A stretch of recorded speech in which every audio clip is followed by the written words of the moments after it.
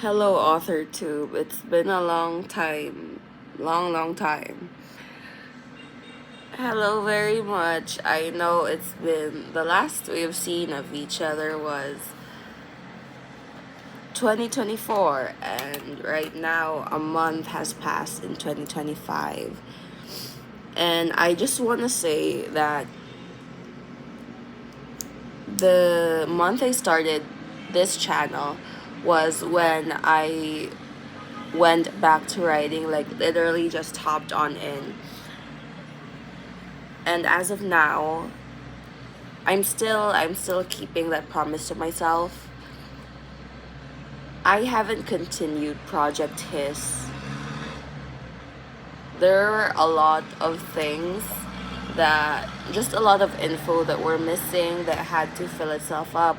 And for me, because of that, I couldn't like get past the writer's block, and I just didn't want it to become problematic for me or for everyone else in the long run because of the stuff that I'm talking about and the things that I don't really know that I'm talking about.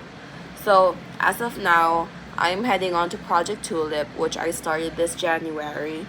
I just did a quick outline, a quick like brainstorming of my characters, where it is, and like just one sentence to, you know, kick the gears. I don't know if that's the saying. So yeah, I'm in my current college hell week. Hopefully the last. I know that's not going to be the last because we still have more exams to come. And yeah, as of now, I'm still at 3K words for Project Tulip,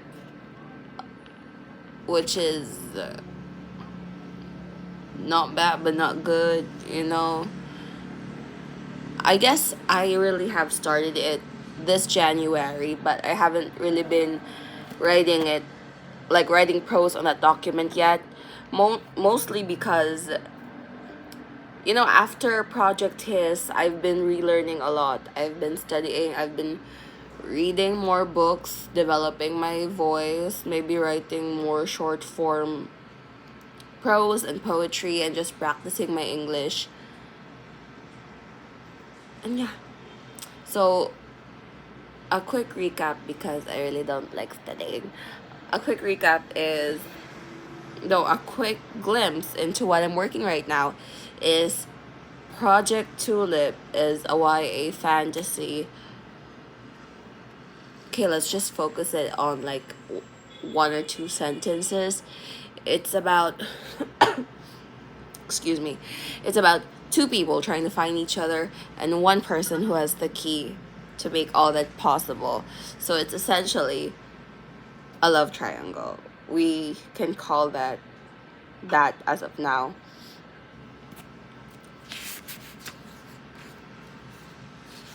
And yeah, so we're calling it a love triangle, but I'm mostly exploring about the aspect of academia books and more about like what do you call that? More about the workings of maybe, and more about the psychology of the villain. Well, it's not like the person I'm writing in is the outright villain, but they're going to have some villainous thoughts. I mean, that's kind of normal when your main character, well, your main character is supposed to be flawed. They're supposed to believe in something that is false because the transformation is the exciting part. And so I really want to dwell on that. That's something that I'm like constantly learning every day. It's just getting into the minds of characters because these people are not me, but I have to channel them. And it is so cool. It is so cool pretending that they're real people. And like, I don't know, they say that the things, the art you create is a reflection of you, because art imitates life. But I don't want to be I don't want to be called out like that. I don't want to be like caught in whatever it is that is going to happen. Anyways, so yeah, I'm just learning more about the psychology of the villain, and it's also my first time.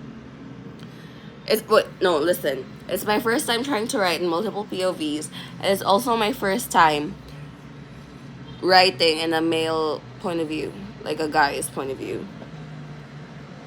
And you know what? It's easier than I thought, because I don't know if it's just for me as a writer, but for me, it's like writing people. I thought it was harder, but then I guess the image I painted about like writing guys is more like caricatures of what they're supposed to like think and be anxious about, when in the first place people have different motivations and fears, and girls and guys are no different. It's just that you have to remember that the way like you're describing things, your writing voice is very different. So in my case, since these people, you know what? Okay, so I actually read Six of Crows last year. When I say I read books, I meant that I finish them, because when I don't finish books, then I'm not going to say I read them. Doesn't matter if I'm at like 50%, that's just me. I won't be confident. Even though I don't recall a book that I have finished, I can say that I finished them, I read them. But if I haven't finished the book, then I don't know if it's just me, but I won't say that I read them. Anyways, so the books that I have read that is influencing my project right now is Six of Crows. I read it mainly because of the multiple POVs, and one thing that I loved about that book is that I have learned a lot about world building.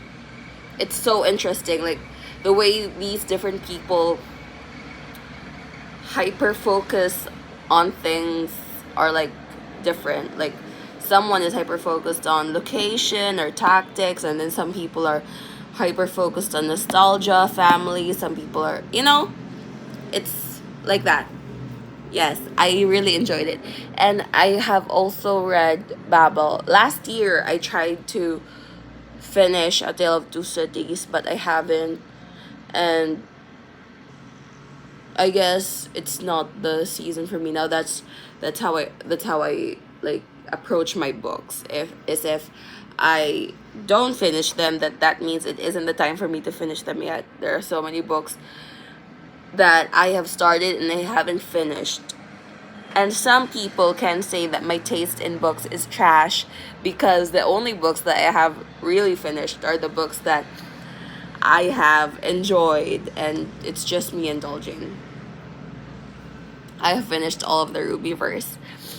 Anyways, so yeah, I have also finished Babel, which took me over 2 weeks, because as I was saying, I was reading books more for entertainment and less about like learning. Although Babel is a very easy read once you get into it, and I enjoyed it very, very much. One thing that I also loved about it is that it took me back to myself when I was 12, when I was reading Wattpad and just like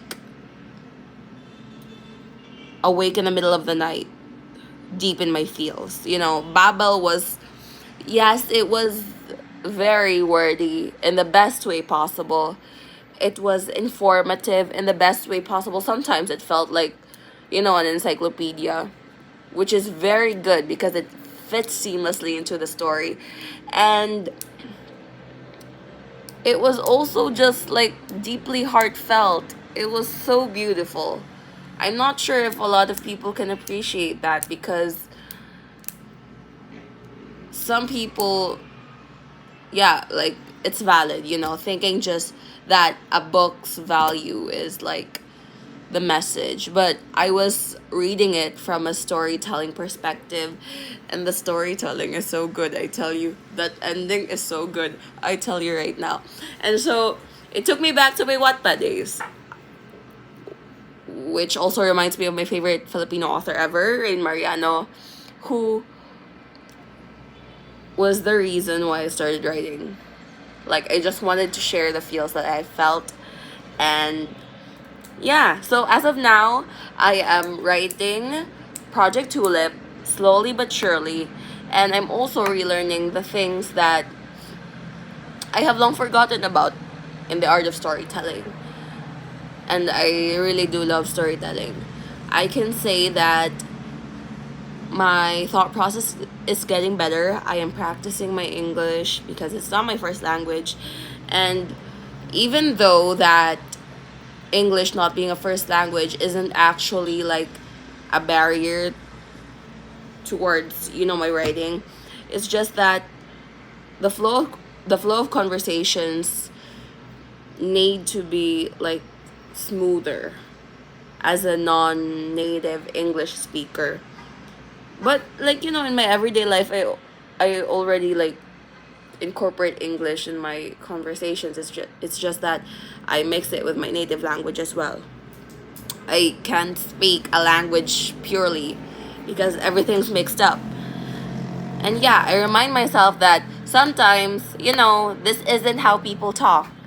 And I tell myself that